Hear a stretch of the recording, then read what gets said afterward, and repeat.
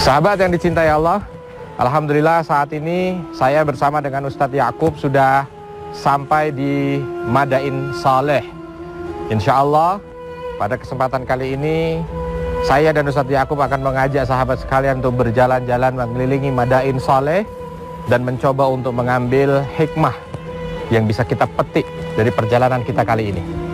Dan mudah-mudahan hikmah yang kita bisa petik dari Madain Saleh ini mampu menambah keimanan dan ketakwaan kita kepada Allah Subhanahu wa Ta'ala. Ikuti perjalanan kami. Bismillah.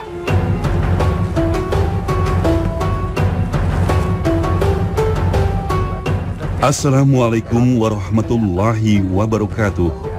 Sahabat yang dicintai Allah, perjalanan para surga kali ini berada di Madain Saleh.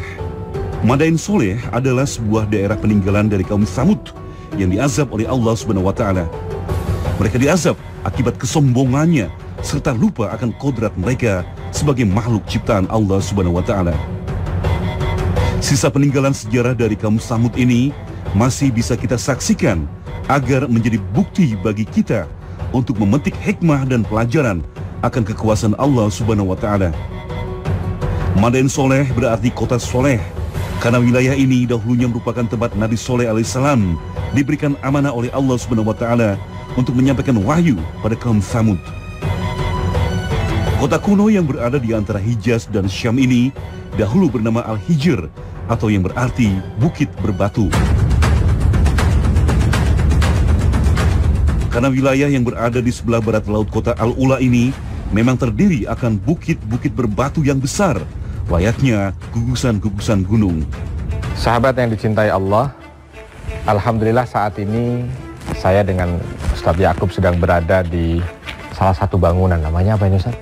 Adiwan. Adiwan ya, Adiwan ya Ustadz ya, Diwan. Diwan ini ada di Madain Saleh yang merupakan salah satu juga bangunan yang penting yang ada di Madain Saleh ini ya. Sahabat yang dicintai Allah, saya dan Ustadz Yakub datang ke sini juga bukan untuk menikmati indahnya pemandangan alam di sini, tidak, karena memang Nabi Shallallahu Alaihi Wasallam melarang para sahabatnya untuk bisa menikmati tempat ini. Kita kesini dalam rangka untuk bakin, dalam rangka untuk mencoba untuk menangis ya. Tetapi menangis bukan menangis sekedar meneteskan air mata saja, tidak, tetapi mencoba untuk melihat kembali ternyata tempat ini pernah menjadi salah satu tanda kebesaran Allah Subhanahu Wa Taala, di mana dulu Allah Subhanahu Wa Taala mengadab satu kaum yang bernama kaum Tsamud dengan berbagai macam kesalahan yang ada pada diri mereka gitu. Dan yang kita takutkan Ustaz, jangan-jangan sifat-sifat kaum Tsamud itu ada pada diri kita gitu. Dan na'udzubillah min daliknya, yang kita takutkan kita justru diadab oleh Allah Subhanahu wa Ta'ala dengan sifat itu. Maka ini yang perlu untuk kita pelajari bersama. Ustaz, ini namanya Diwan ya Ustaz ya? Betul Ustaz. Ini kira-kira fungsinya apa nih Ustaz, kalau bisa dijelaskan ke kita ya Ustaz?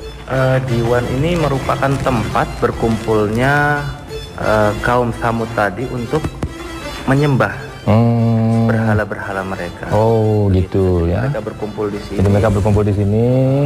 Ini tempat kumpul mereka ya, mungkin lalu mereka meletakkan persembahan di sekitar sini atau mungkin di depan situ ya Ustaz ya. Kalau kita lihat ada altar naik celah gitu ya ke atas ya, ada tangga naik ke atas. Kaum Tsamud ini kaum yang diberikan banyak kebaikan dari Allah Subhanahu wa Ta'ala. Kaum di mana mereka tinggal dulu, tempat ini tempat yang subur, tempat yang kalau bahasa kita mungkin sekarang gemah ripah, loh jinawi ya. Begitu banyak kebaikan yang Allah berikan kepada mereka. Bahkan sampai sekarang pun kita masih lihat ya Ustadz ya, di seputaran sini masih banyak hijau-hijau perkebunan gitu. Di perjalanan kita melihat juga banyak hijau perkebunan.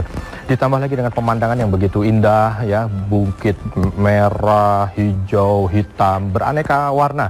Sampai ketika kita melihat aspalnya saja menjadi hijau ya. Betul, karena mata kita disuguhi dengan berbagai macam aneka warna, melihat aspal yang hitam itu jadi seolah hijau gitu. Nah, ini kenikmatan yang Allah berikan kepada kaum Tsamud, tetapi kaum Tsamud mengingkarinya. Kaum Tsamud bukan menyembah Allah Subhanahu wa Ta'ala, tapi justru mereka menyembah berhala. Mungkin saya tidak temukan ya, kita tidak temukan ada berhala khusus gitu di sini Ustaz ya.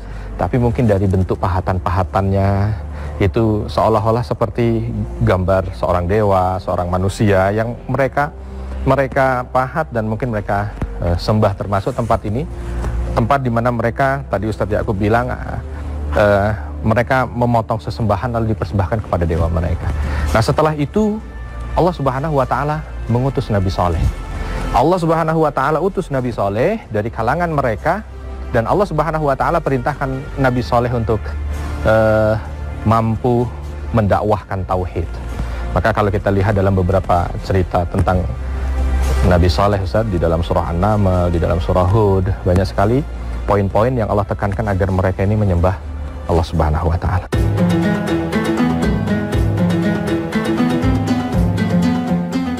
Sahabat yang dicintai Allah, kaum Tsamud hidup sekitar 3000 tahun sebelum Masehi. Mereka hidup di antara zaman Nabi Nuh alaihissalam hingga Nabi Musa alaihissalam. Karena memang diriwayatkan bahwa Nabi Soleh merupakan keturunan dari Nabi Nuh alaihissalam. Kisah kaum Tsamud ini banyak diceritakan dalam Al-Quran. Kisahnya sering disandingkan bersamaan dengan kisah tentang kaum Ad, yaitu kaum dari Nabi Hud alaihissalam. Selain mewarisi wilayah yang dahulu pernah didiami oleh kaum Ad, mereka juga sama-sama kaum yang diazab oleh Allah Subhanahu wa Ta'ala. Berdasarkan kisah yang diriwayatkan pada cerita Nabi terdahulu serta yang tertuang dalam Al-Quran, kaum Tsamud merupakan satu di antara 3 kaum yang dikenal akan kecerdikan serta kepintaran mereka dalam hal teknologi serta bidang arsitektur atau tata bangunan. Sahabat yang dicintai Allah, saat ini saya dengan Ustadz Yakub sudah berada di depan salah satu komplek bangunan yang ada di Madain Soleh ya. Inilah penampakannya sahabat ya. Jadi kita sedang berada di lokasi Qasrul Bint. Nah, ini namanya Qasrul Bint. Qasrul Bint ini untuk apa, Ustaz? Berkumpulnya apa? Para putri ya, perempuan-perempuan, putri-putri dari keturunan-keturunan bangsawan mungkin ya, Ningrat. Ini rumahnya seperti ini. Nah, kondisinya sahabat, ini 1500 sebelum Masehi. Kalau sekarang 2000 berarti kurang lebih sudah 3500 tahun kondisi bangunan ini ya. Dan bisa kita lihat ini, memang beda dengan Petra. Salah satu yang menonjol kalau saya boleh ceritakan, kalau di Petra, satu dia sudah mengenal ukiran lengkung ya. Ini kalau untuk ukuran 3500 tahun yang lalu saya kira sungguh menakjubkan ya. Peradaban yang luar biasa gitu. Nanti kita bisa lihat itu lurus sekali, itu tembok itu lurus. Pahatannya masih lurus sekali, lurus. Ya, memang batunya adalah batu-batu yang lunak untuk dipahat. Nah, tapi ini sudah menunjukkan bagaimana kehebatan mereka. Kita masuk ke dalam. Suasana di dalamnya seperti ini. Ini tingginya juga sama dengan pintunya. Dan terasa, ya. Oh, saya juga, ya mungkin kurang lebih 2 meter seperempat. Ya. Dan tidak terasa panas ya.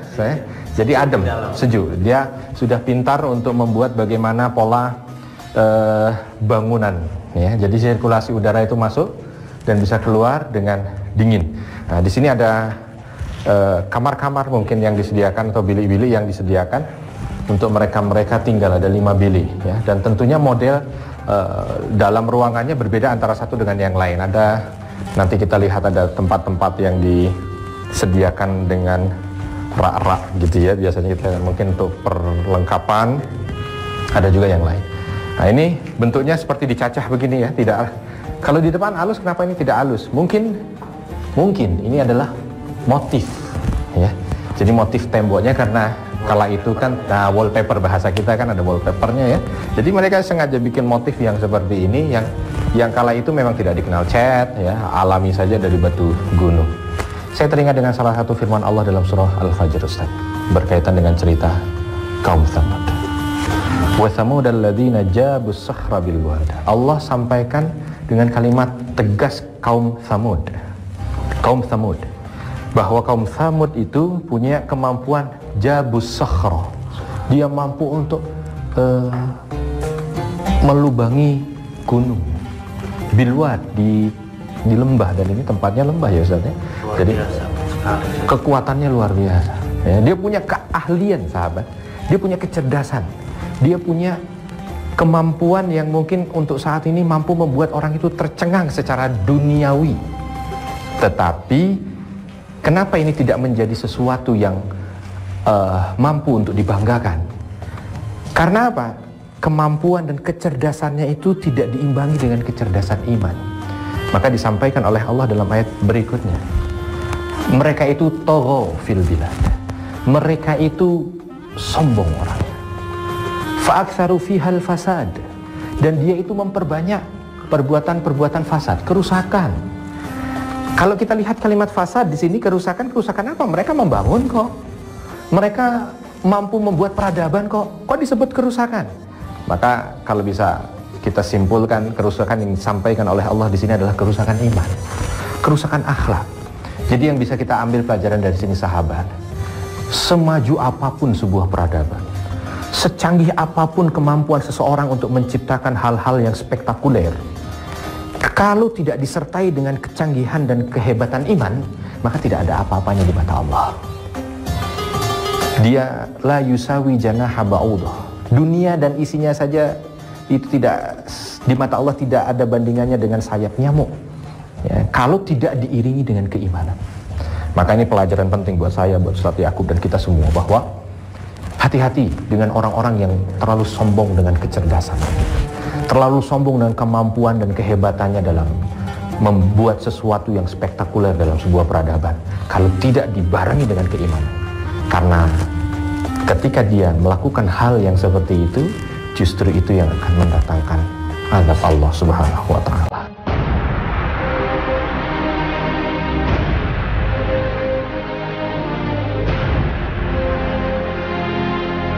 Sahabat yang dicintai Allah, Allah Subhanahu wa ta'ala memberikan ujian kepada kita tidak hanya berupa kesusahan seperti permasalahan yang pelik dalam hidup atau kondisi kekurangan maupun musibah, melainkan kenikmatan atau kelebihan yang kita miliki sebenarnya itu juga merupakan sebuah ujian bagi kita. Apakah kita menjadi hambanya yang tetap bersyukur atau menjadi orang yang kufur?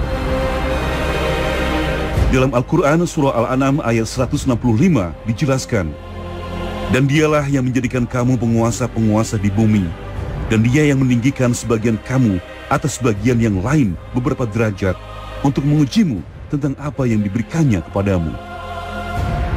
Kaum Tsamud diberikan ujian atas kenikmatan yang dianugerahkan oleh Allah kepada mereka berupa kekayaan alam, keahlian, dan kecerdasan yang dimiliki.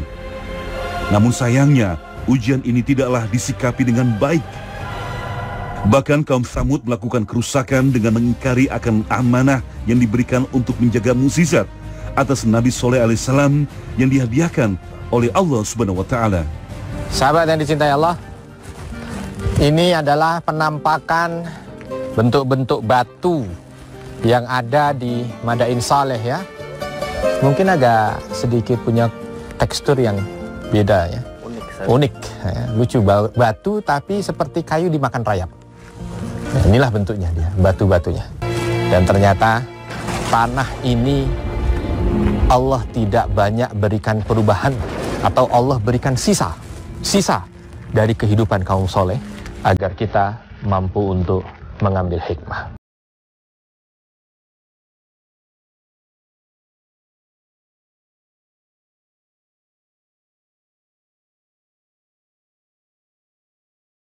Islam mengajarkan kita untuk tidak kufur nikmat atau lupa bersyukur atas apa yang telah Allah limpahkan kepada kita dalam kehidupan. Dalam Al-Quran surah Ibrahim ayat 7, Allah berfirman, sesungguhnya jika kamu bersyukur, pasti kami akan menambah nikmat kepadamu. Dan jika kamu mengingkari nikmatku, maka sesungguhnya azabku sangat pedih. Ayat ini benar-benar dibuktikan oleh Allah Subhanahu wa ta'ala terhadap kaum Tsamud karena pengingkaran nikmat dan lupa untuk bersyukur. Kaum Tsamud tidak mengindahkan perintah untuk beriman kepada Allah Subhanahu wa ta'ala yang telah disampaikan oleh Nabi Shalih alaihissalam. Sahabat yang dicintai Allah, saat ini kami sedang berada di depan gedung atau bangunan yang menjadi ikon juga untuk Madain Saleh ya, namanya Al-Farid.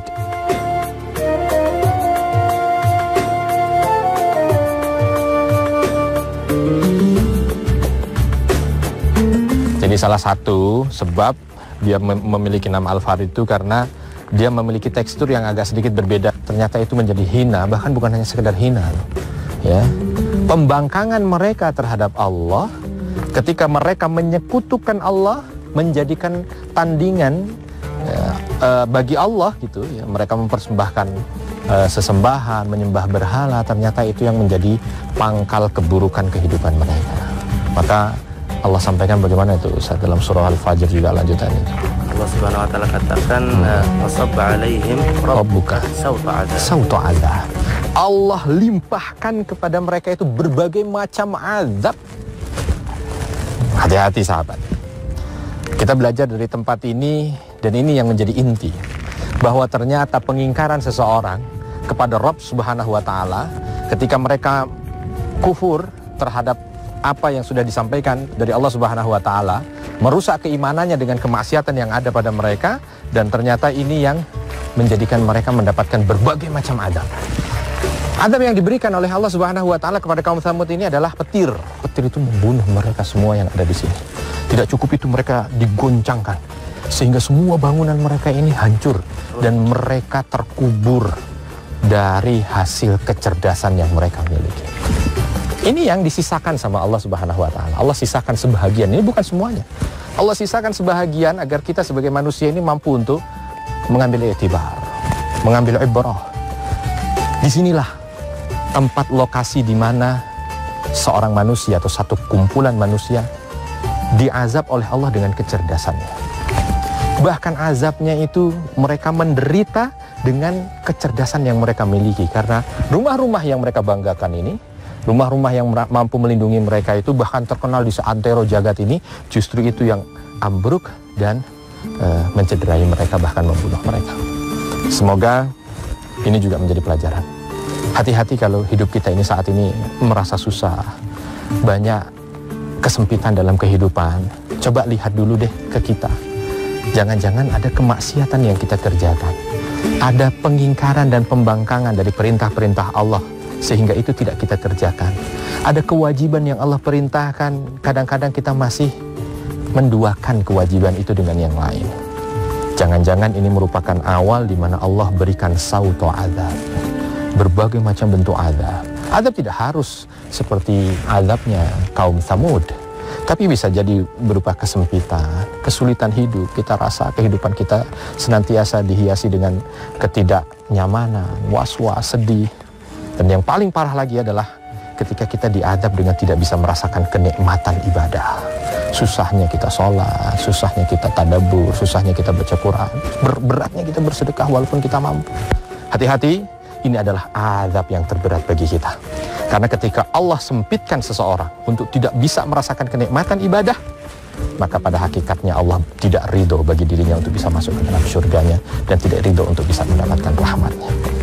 Azab terbesar yang Allah berikan kepada seorang hamba adalah ketika Allah lalaikan hamba tersebut daripada mengingat dan beribadah kepada Allah Subhanahu wa taala. Insya Allah, mudah-mudahan ini menjadi pelajaran, dan semua pelajaran yang ada di sini semoga bisa menambah dan meningkatkan keimanan dan ketakwaan kita kepada Allah, dan inilah poros surga.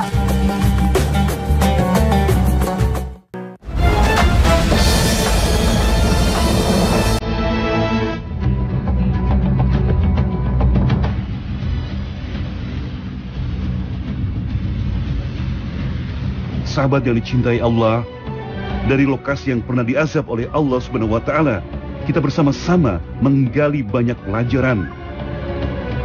Kita diingatkan kembali untuk tidak kufur dan selalu beriman kepada Allah Subhanahu wa taala. Azab Allah bisa datang kapan saja. Semoga tayangan ini menyadarkan kita untuk senantiasa menghiasi hari-hari dengan ibadah, sepenuh hati mencari keridhaan Allah hingga waktu yang diberikan untuk kita habis dan harus kembali ke hariban ilahi. Amin. Amin ya rabbal alamin. Wabillahi taufiq wal hidayah. Wassalamualaikum warahmatullahi wabarakatuh.